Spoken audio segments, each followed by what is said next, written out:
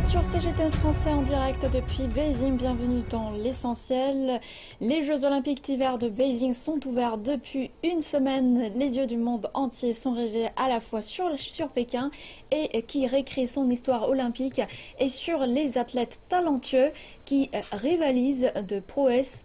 Et parmi eux, un véritable phénomène nommé Gu Ailing, la skieuse acrobatique de seulement 18 ans, vient en effet d'empocher la médaille d'or au Big Air. La double championne du monde en titre de ski freestyle a tout pour elle. Cette jeune fille talentueuse, née d'un père américain et une mère chinoise, a choisi de représenter la Chine depuis 2019. Mais malgré son parcours sportif incroyable, les questions sur sa citoyenneté n'ont pas été complètement détournées.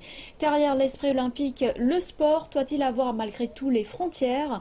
Comment la naturalisation des athlètes devrait-elle être aperçue aujourd'hui? On en parle avec nos invités. Sur le plateau se trouvent avec moi Zhang Shanhui et Nicolas Hurezin, commentateurs de CGT1, et en ligne avec nous monsieur Wang Kun, sociologue et professeur de français à l'Université des langues étrangères de Beijing, également Elsa Sureux, correspondante de CGT1 à Paris. Bonjour à tous. Bonjour. Bonjour. Et donc depuis un bon moment, la controverse sur Gu Ailing qui fait rage dans l'opinion publique. Les médias étrangers ont posé la question à plusieurs reprises sur son choix de concourir pour la Chine.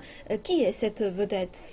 Alors, elle a aujourd'hui, on va dire depuis 5 jours, elle a toutes les célébrités, elle a tous les critères en fait qui la rend célèbre sur les réseaux sociaux chinois. D'abord, cette jeunesse, une jeune de 18 ans, américano-chinoise qui a grandi aux États-Unis mais qui a choisi de concourir pour la Chine cette fois-ci, et championne olympique, donc cette brillance sportive qui l'a fait sortir de l'eau. Et après, il y a aussi une autre chose importante et très intéressante qui a été soulignée par la plupart des parents, dans la génération des parents, c'est-à-dire que c'est une étudiante, c'est une lycéenne brillante et qui va bientôt à la rentrée 2022 commencer ses études à Stanford. Donc elle est aujourd'hui un symbole de puissance, symbole de sport aussi, symbole de jeunes en Chine. Donc là, rien que pour cette édition de Jeux Olympiques, elle va concourir pour 3 épreuves, le Big Air, le Halfpipe et le Slopestyle. Donc les 3 en elle seule personne, et elle aura peut-être encore des opportunités pour gagner des médailles d'argent et surtout des médailles d'or, encore 2 médailles d'or éventuellement à venir dans ces prochains jours. On n'a aucun doute, elle est la star maintenant en Chine. On voit que elle sur plusieurs plateformes des réseaux sociaux. Est-ce qu'elle est reconnue aussi à l'international? Oui, bien sûr, oui.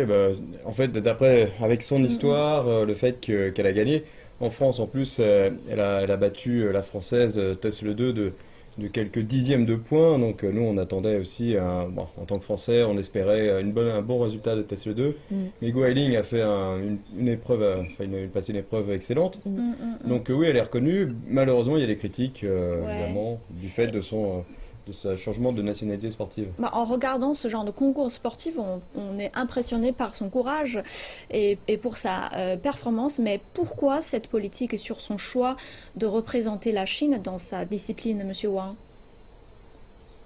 Je crois que donc la raison pour laquelle Gu Ailing a choisi de représenter la Chine dans les sports d'hiver est très claire. Elle a annoncé à partir de 2019 qu'elle va porter le maillot chinois. Elle a officiellement déclaré, et toute son inscription à la Fédération internationale de ski et sur le site du comité olympique ont changé. Donc c'est un choix personnel du sportif qui est très clair. Elle a déclaré elle-même qu'elle va donc participer à la compétition pendant les Jeux olympiques d'hiver à Pékin pour la Chine. Donc c'est une gloire à la fois pour elle-même, mais aussi pour sa mère, parce que sa mère est d'origine chinoise. Elle voudrait honorer le pays natal de sa mère. Et pourquoi ça existe, ce genre de polémique? Pourquoi on pose la question, on essaye de la pousser, pendant plusieurs conférences de presse, on essaye de la pousser. En fait, les accusations, c'est pourquoi une athlète qui a grandi, qui est née, qui a grandi aux États-Unis, qui a profité de la formation d'excellence américaine et qui a concouru avant sous drapeau américain jusqu'à ses 15 ans donc. Pourquoi d'un coup elle changerait de nationalité sportive et déciderait de concourir pour la Chine un pays pour lequel elle n'a pas jamais eu de formation sportive qui venait de Chine. Effectivement, dans ce cas-là, certains ont critiqué ce choix en disant qu'il était peut-être intéressé, que ce soit pour des retombées médiatiques ou financières. Et ben sur ce point-là, en fait, elle a posé un message sur Instagram pour justifier son choix. Là, je cite. Pouvoir inspirer des millions de jeunes là où ma mère est née est une occasion unique de contribuer à promouvoir le sport que j'aime. C'est apparemment, malheureusement, une décision qui lui a aussi valu des menaces de mort sur Internet. C'est ce qu'elle a confié au magazine American Times. Donc, est-ce que on se pose la question, est-ce que le sport doit avoir des frontières, Elsa? Alors moi, je voudrais revenir un petit peu sur cette polémique justement parce que je la trouve toxique et franchement un petit peu malsaine parce qu'en fait, ça prouve une fois de plus qu'on vit un peu dans un monde de fous où en fait tout est sujet à polémique, tout est sujet à controverse et le monde se cherche toujours des boucs émissaires et là en fait cette pauvre Gu Hailin se retrouve bien malgré elle au cœur au cœur de tensions géopolitiques dans lesquelles elle n'a absolument rien à faire et je pense que cette polémique n'aurait pas eu lieu si s'était agi d'un athlète franco-américain ou anglo-américain ou germano-américain, enfin peu importe. Là, le problème, c'est qu'à mon avis, elle est aussi d'origine chinoise et c'est ça le problème en fait. Parce que si vous voulez, en 2019, il y a une autre athlète qui a changé de nationalité, c'est Naomi Osaka. Naomi Osaka, elle est de mère japonaise et de père haïtien. Par le droit du sol, elle était américaine. Et en 2019, elle a choisi de défendre les couleurs du Japon. Donc elle a abandonné sa nationalité américaine parce que le Japon ne reconnaît pas la binationalité et à ce que je sache, il n'y a pas eu de polémique à ce niveau-là. Tant mieux pour le Japon qui a gagné une grande championne. Les Américains adorent Naomi Osaka parce qu'elle est le symbole de la diversité. Elle a plein de sponsors aux États-Unis et ça n'avait pas fait de polémique. Alors là, pour Gu Hailin, on l'accuse de traîtrise et ce que je trouve terrible, c'est qu'on l'accuse de complicité de crimes contre l'humanité, puisque vous savez qu'il y a des problèmes avec la Chine à ce niveau-là, au niveau diplomatique. Et je trouve ça atroce en fait. Je me dis qu'en fait, cette polémique, elle cache quelque chose de vraiment malsain, ce qui voudrait dire qu'en fait, tout Chinois ou toute personne qui viendrait travailler ou pour la Chine ou qui accepterait de travailler avec la Chine serait complice de crimes contre l'humanité. C'est un peu limite, je crois que je voudrais ajouter, c'est que en fait, Gu Hailin n'a pas seulement travaillé aux États-Unis, et elle a également travaillé en Chine pour le ski. Elle a même été repérée par les professionnels, entraîneurs professionnels de ski acrobatique en Chine. Donc c'est pour cela qu'on a soufflé cette idée à sa mère. C'est sa mère qui a décidé qu'elle participera à ce sport. Donc quand elle était petite, elle rentrait régulièrement en Chine donc pour justement ses études, mais aussi pour donc le ski aussi. Donc en plus, elle a aussi son entraîneur qui est un Nouvelle-Zélandais, il n'y a pas un Américain. Donc je veux dire que le parcours de succès d'un sportif est très complexe. Donc il y a beaucoup d'éléments qui viennent et surtout, je crois que le plus important, c'est le facteur de travail personnel de l'athlète. Donc, elle a beaucoup travaillé. Donc, elle a été même blessée plusieurs fois, cassé la jambe, trauma dans la tête, etc. Donc, elle a payé. Donc, elle a payé beaucoup pour pouvoir obtenir cette médaille d'or. Donc, je crois que c'est elle-même qui a été ignorée dans ce polémique politisée. Je veux dire envenimée en quelque sorte, mais elle est là. Donc, je suis complètement touché par son idée de dire qu'elle voudrait apporter ce sport en Chine et de faire partager cette joie de ski acrobatique avec la jeunesse de la Chine. Je pense que c'est d'une grande bienveillance de sa part, que ce soit en Chine ou ailleurs dans le monde, mais ce n'est absolument pas un égoïsme et un sportif né aux États-Unis n'appartient pas à ce pays. Donc les sportifs, les athlètes sont libres de choisir le lieu de leur travail et la plateforme de leur performance. Oui, surtout que là, on peut même pas l'accuser d'opportunisme puisqu'elle a de la famille chinoise, ça par sa mère. Donc c'est même pas. Elle a décidé de concourir pour un pays dont elle connaît ni la culture ni les racines. Elle a aucun lien du sang, alors que là. Elle a voilà, ces double origine. Elle connaît la culture, elle parle couramment mandarin. Et puis surtout, je voudrais dire, c'était l'occasion puisque les Jeux se déroulent à Beijing, ces Jeux olympiques d'hiver Beijing 2022. Donc, ayant cette nationalité, enfin dire cette origine chinoise, et pour concourir devant le peuple chinois sur les terres chinoises. C'est vraiment une opportunité pour elle. Et je pense que c'est aussi un choix, voilà, un choix du cœur aussi. Mais finalement, les Jeux Olympiques, c'est aussi un concours sportif. Est-ce que le sport doit avoir des frontières pour vous?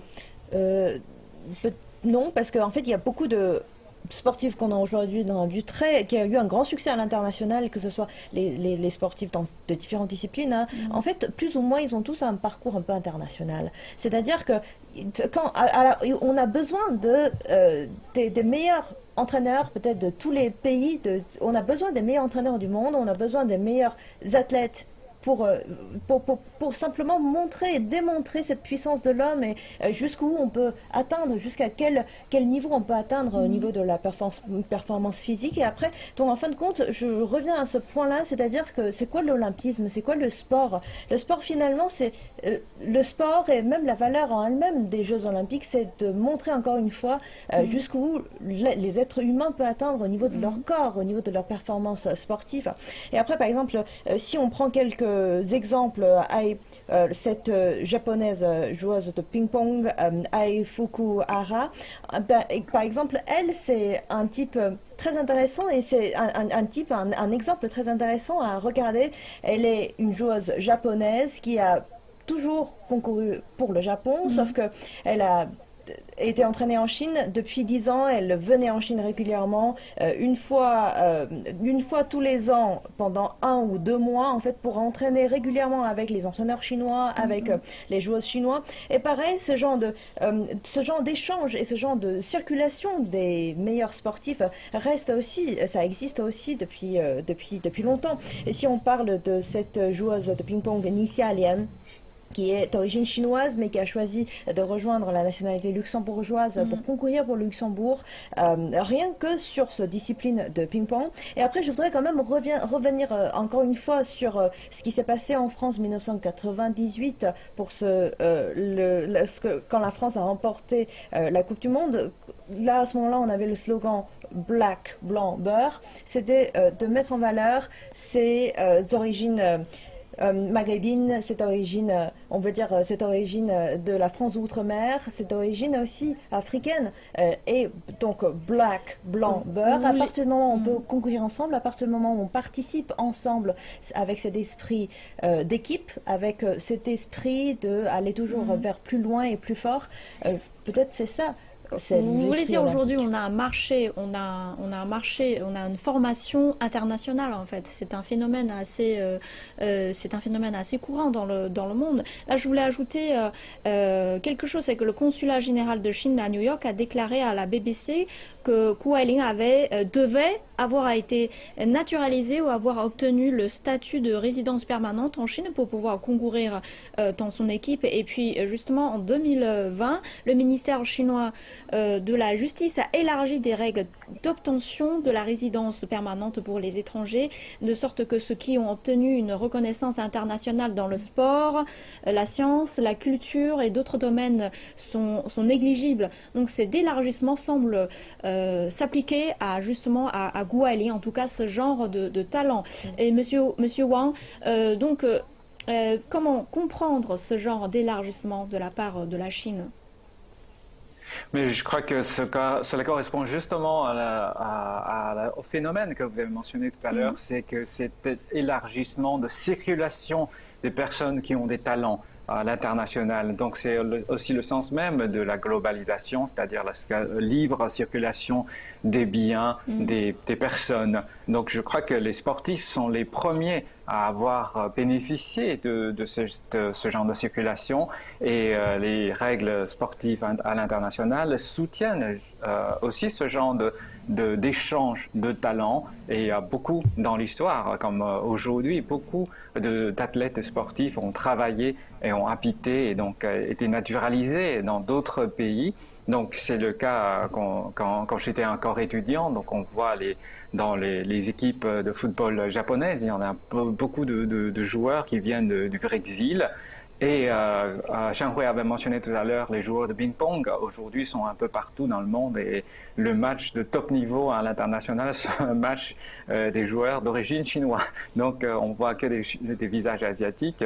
Donc c'est un phénomène qui est déjà une réalité Donc aujourd'hui, la Chine, au fur et à mesure du développement du pays, le sport se développe aussi. Donc pour le développement de sport, on a besoin des gens du talent, des entraîneurs aussi, donc des gens qui nous apportent des techniques, mais aussi il y a des gens qui veulent porter le maillot, le drapeau chinois pour faire la compétition à l'international. Par exemple, je pense aux premiers, les Chinois d'outre-mer qui veulent parfois donc rejoindre leur pays d'origine et la culture d'origine pour pouvoir se sentir plus à l'aise dans leur peau, pour pouvoir concourir au niveau international. Donc c'est le cas justement de Guiling, donc qui est de chinoise, donc de sa mère, de pouvoir jouer là-dessus. Mais je pense qu'il y a une raison plus importante à cela, c'est que pour les sportifs, pour les athlètes, ils ont leur vie sportifs, c'est-à-dire que les temps sont comptés, donc leur jeunesse, c'est précieux. À partir du moment où ils ont atteint le top niveau jusqu'à la retraite de la scène sportive, donc les temps sont à peu près 10-20 ans. Alors pour eux, ils ne peuvent pas attendre. C'est-à-dire que si jamais ils sont nés dans un environnement où il y a beaucoup de personnes de talent sportif qui arrivent à un certain niveau, donc ils auront probablement beaucoup moins de chances, par exemple, de jouer le ping-pong en Chine ou donc d'autres sports. Donc ils peuvent éventuellement choisir d'autres plateformes pour par exemple, représenter d'autres pays et jouer au niveau international. Et en même temps, donc sur cette scène, donc ils sont conduits à la fois par leur choix de carrière et d'intérêt aussi. Certains pays qui, en développement ou bien développés, auront besoin des sportifs dont il manque justement leur niveau sportif ne sont pas aussi développés. Oui, ce business de la naturalisation des sportifs va être très généralisé. Oui, c'est un marché. Ça peut être un choix individuel ou un choix d'un pays. Par exemple, on revient rapidement pour le football. Où, c'est vrai que par exemple en France, il y a beaucoup de jeunes qui ont des origines africaines et à un moment donné, ils sont amenés à choisir entre essayer de participer, de rester sous le drapeau français pour essayer de jouer pour l'équipe nationale française, mais il y a beaucoup d'appelés, peu d'élus pour l'équipe nationale française, alors que dans leur pays en Afrique, l'autre pays, peut-être de leurs parents, là, c'est peut-être plus facile pour eux de rejoindre l'équipe nationale et de performer à un niveau et d'avoir une reconnaissance. Mais c'est aussi pour les pays, comme on disait, les pays qui ont peu de tradition dans un sport veulent aussi attirer des talents, et c'est par exemple le cas du Qatar qui a monté une équipe avec des joueurs d'autres pays, et il a accéléré leur naturalisation. Voilà, donc c'est vrai que c'est aussi dans l'intérêt du pays parfois qu'il manque un peu de joueurs, de sportifs de haut niveau dans certaines disciplines. Donc comment doit-on comprendre le fait que cette dimension commerciale est complètement intégrée à l'esprit olympique sportif aujourd'hui? Est-ce qu'on doit le rationaliser, Monsieur Wang?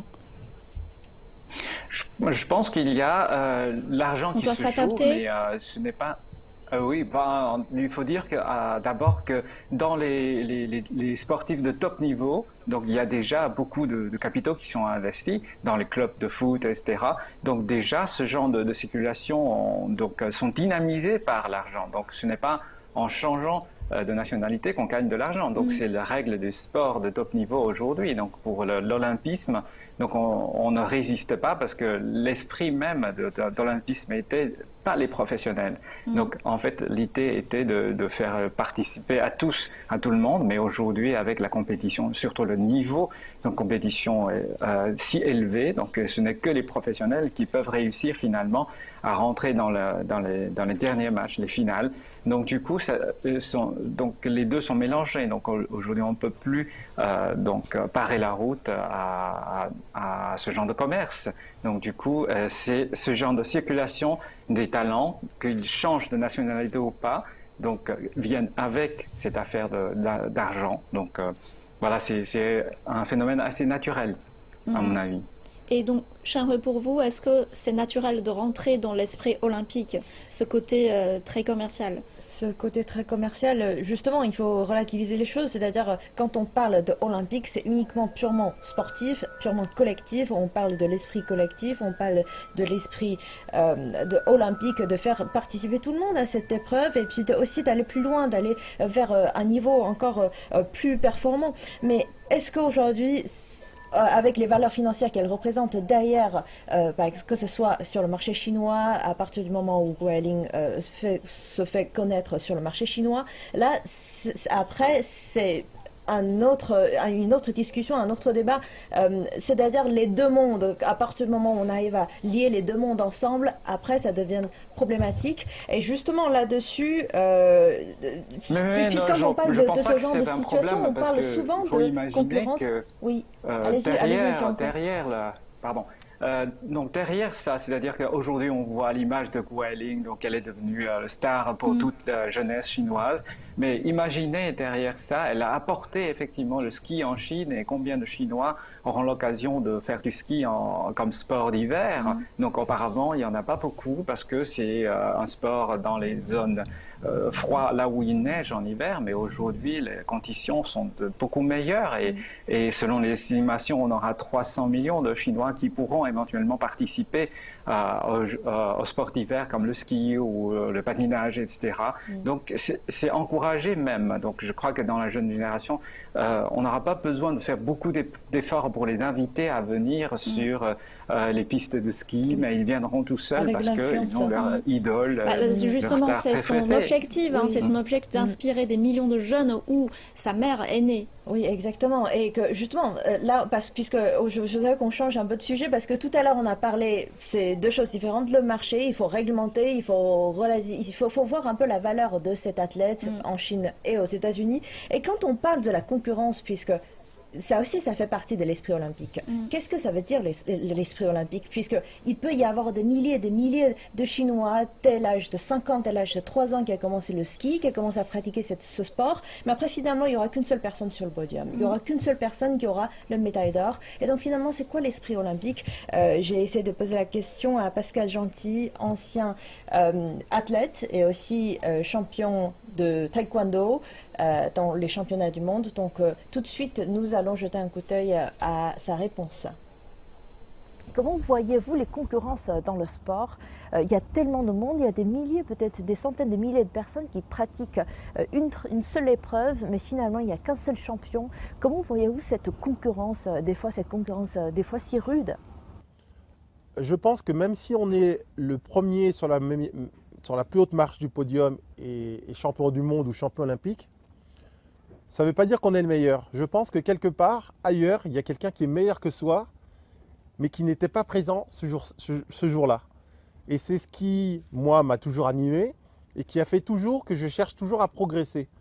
Et de croire que parce qu'on est le meilleur champion du monde ou champion olympique, on est vraiment le meilleur en réalité, je pense que c'est, à mon sens, je pense que c'est faux. Et après, c'est la vie qui est ainsi faite. On est dans un monde de compétition où on se tarifie le premier. Et en fait, je pense qu'il faudrait trouver un équilibre, un peu comme le yin et le yang. Il y a des athlètes qui sont 2e, 3e, 4e, 5e et qui ont des histoires fantastiques, qui ont des valeurs incroyables. Donc évidemment, c'est pas parce qu'il est le numéro 1 que c'est le meilleur, que c'est le plus vertueux. Enfin voilà, on cherche toujours à donner aux sportifs des valeurs d'exemple. Un sportif, c'est un frère, une sœur, c'est un enfant, c'est un fils qui a une éducation par ses parents et qui a un environnement. Donc voilà, le sport peut amener à se dépasser, à apprendre en se confrontant, mais le sport ne peut pas tout. Je suis d'accord avec Pascal Gentil, les Jeux sont tout d'abord les Jeux pour les athlètes. Oui, au-delà des aspects financiers qui mériteraient aussi une autre émission, au-delà un peu des polémiques sur la nationalité, je pense que vraiment c'est ça, le sport doit inspirer, doit créer de la magie, doit provoquer le dépassement. C'est ça, c'est ces valeurs-là en fait qui sont transmises à travers le sport qui m'intéresse. Et comme dit Guoling, le sport doit nous unir mais pas nous diviser. C'est la fin, c'est le mot de la fin de cette émission. Merci de nous avoir suivis, merci Shanrui, merci Nicolas, Monsieur Wang et Elsa de nous avoir partagé vos avis et je vous dis à très bientôt dans une prochaine édition d'Essentiel.